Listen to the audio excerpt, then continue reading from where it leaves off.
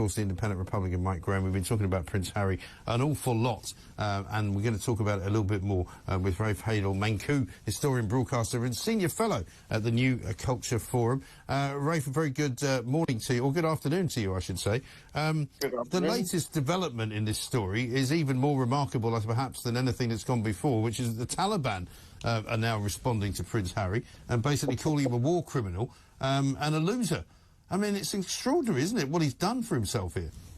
I mean, the degree of ineptitude, not only by him, but by the publishers and by his ghostwriter, in thinking that there would be no repercussions at all by Harry admitting to, allegedly, we have to say, killing 25 Taliban. I mean, you know, he was complaining about having insufficient security from the Royal Protection Officers. Definitely going to have to ramp up that security now, given that there's a serious threat on him. And actually, in a way, there's also conceivably a broader threat even to the broader royal family and the monarchy for retributions for this sort of statement.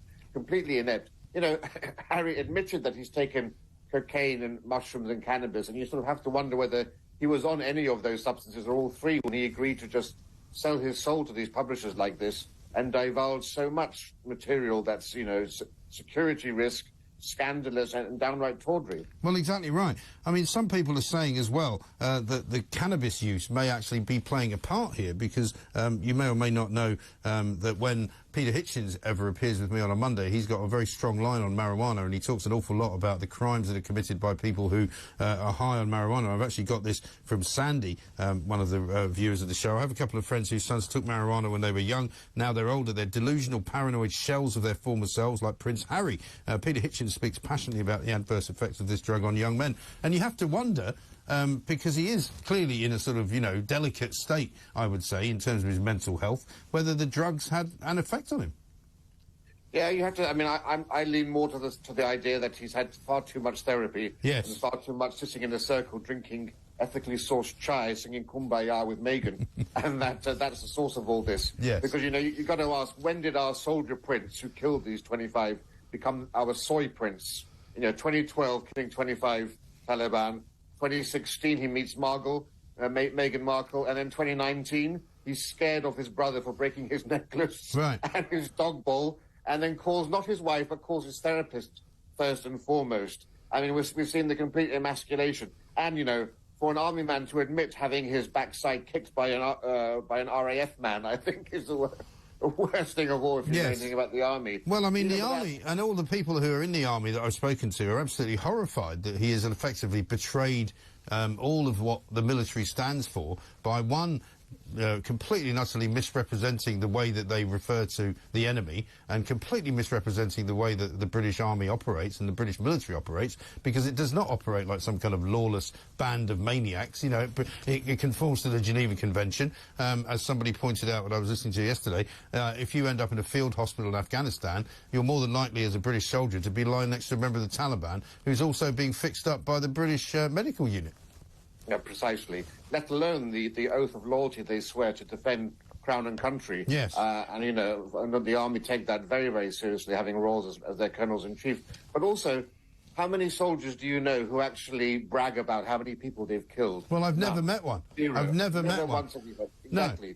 It's the one thing you do not do. Whether it's, you know, chaps from World War II when we were young, we can remember, or whether it's from Iraq or Afghanistan. I lived in North America, whether it's Vietnam. No one ever speaks about it, you know? Yes. And I don't know whether Harry did that willingly, but, you know, I just get, you know, when you give your life to a ghostwriter for a major publishing house, you lose control of your own narrative. And that's rather, I think, the great irony for Harry. Because you'll remember when the Queen died, Harry and Meghan were desperate to try to edit this book, and they were denied permission. Yes. I think because he was perhaps a bit worried about what had happened. And that's the irony here. Someone who's waged war on media intrusion for so long hasn't sold his story to a tabloid paper, but to a tabloid publisher.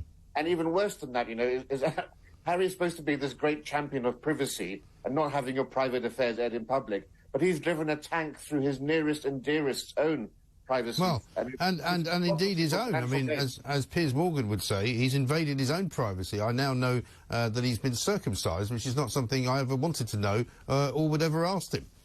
But he's also told us that his brother is too. This is what I think is unforgivable. And the cringe-worthy story of how he'd lost his virginity, and the ghostwriter clearly going to town with the old royals and horses, Yes. stallions going out to graze. Yeah, it was some kind of cut-rate Jilly Cooper novel, wasn't it?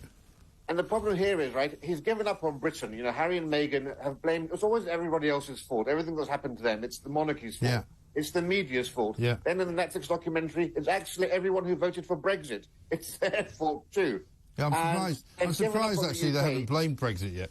Well, no, they have. They blame Brexit. They blame the Brexit vote for being racist and actually causing the change of attitude towards Meghan. But my point is, they've given up on the UK. So we saw from that documentary and from this book, really, they're just trying to sell themselves in America. But what they haven't realised is that this is not going to play well in America, because for Americans, the monarchy is something that rises above their own vulgar celebrity culture. Yes. It's elegant, it's sophisticated, it's cultured, it's refined, and in their way of saying it, it's classy. Yes. And there's nothing classy about this. It's tacky, it's gauche, and it's déclassé. And I think in the last 24 hours, many Americans will have lost a lot of respect for Harry. And you're actually beginning to see that in some of the daytime anchors and the way that they're responding to this book. No, absolutely right. And also Jimmy Kimmel, who's one of the late night presenters, has put out a rather amusing, if not rather, shall we say, Mickey-taking video of the two princes reenacting the fight. And